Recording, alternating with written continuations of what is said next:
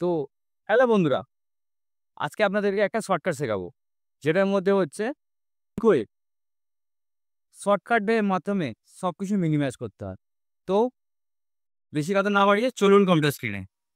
তো আমি চলে এসেছি আমার কিবোর্ডে। এবার এখানে দেখাবো আমি উইন্ডোজ প্লাস ডি চিপ প্রেস করে কিভাবে উইন্ডোজটাকে ম্যাক্সিমাইজ করব আর মিনিমাইজ করব।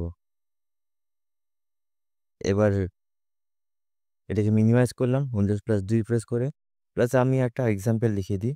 যেমন একটা আমি ফাইল ওপেন করছি, ফাইল ওপেন করলাম। সেকেন্ড আমার টেলিগ্রামটা ওপেন ছিল, সেটাকে আমি ওপেন করলাম। দুটোকে একসাথে আমি মিনিমাইজ করব। সেম টেকনিকে আমি করছি। সেম উইন্ডোজ প্লাস ডি একসাথে প্রেস করছি, এইভাবে আমি এটাকে মিনিমাইজ করব। সেম এই উইন্ডোজ প্লাস ডি প্রেস করলে যেটা মিনিমাইজ করা আছে সেটা ম্যাক্সিমাম হয়ে যাবে।